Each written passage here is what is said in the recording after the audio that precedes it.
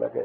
Doctor बहुत कहते हैं कि अंडा खाना बहुत आवश्यक है, और उनका हिसाब किताब वो जो है ना वो प्रोटीन वाला है, प्रोटीन इसमें ज्यादा है, विटामिन ए ज्यादा है।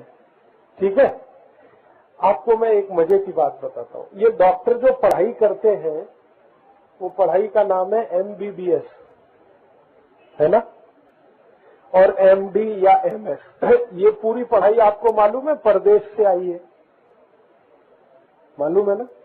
MBBS, MD, MS की पढ़ाई परदेश से आई है, परदेश में भी यूरोप से आई है। यूरोप में जो लोग होंगे, मैंने आपसे कहा उनके पास तो मांस और अंडे के अलावा कुछ है नहीं खाने के लिए। बात समझ में आती? तो उनकी जो पुस्तकें हैं जिनका वो अभ्यास करते हैं, उन पुस्तकों में वही लिखा जाएगा जो वहां पर उपलब्ध है। बात समझ में आई? तो यूरोप में मैंने आपसे कहा ना भाजी पाला होता ही नहीं, यूरोप में दाल होती नहीं, धान्य ज्यादा होते नहीं। तो उन डॉक्टरों को पढ़ाई जाने वाली पुस्तकों में जो लिखा जाता है वो ये कि अगर वो ये लिखना शुरू करें भाजी पाला खाओ तो वो तो मिलेगा ही नहीं। वो लिखें कि इसमें तुअर की दाल खाओ, उड़द की दाल खाओ, उसमें प्रोटीन बहुत है, मिलेगी नहीं वहां पे। तो जितने यूरोप की चिकित्सा विषय की पुस्तकें हैं उनमें यही लिखा हुआ है अंडा खाओ, मांस खाओ, मछली खाओ, क्योंकि यही वहां पर मिलता है। मछली भरपूर मिलती है क्योंकि समुद्र काफी है, अंडा बहुत मिलता है क्योंकि मुर्गियां बहुत हैं, ठंडे प्रदेश में मुर्गी का पालन अच्छे से हो सकता है, और मांस बहुत है क्योंकि पशु भी है उनके पास। तो इसलिए उनकी पुस्तकों में यही सब लिखा जाता है।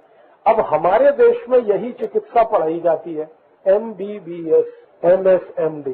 तो हमने वो चिकित्सा वहां से ले आई, अब वो हमारे विद्यार्थियों को पढ़ा रहे हैं, तो उसमें भी यही पढ़ रहे हैं।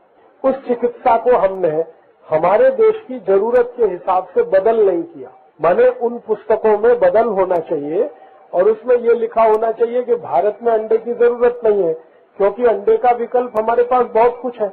हमारे पास तो अंडे का विकल्प बहुत कुछ है, तो हमको इसकी जरूरत नहीं है। तो पुस्तक में हमें बदल करने की जरूरत थी, वो हमने किया नहीं है, तो ऐसे ही वो चल रहा है।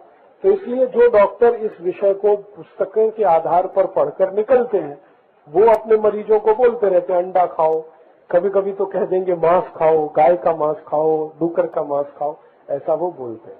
लेकिन हमारे देश की एक चिकित्सा पद्धति है, उसका नाम है आयुर्वेद।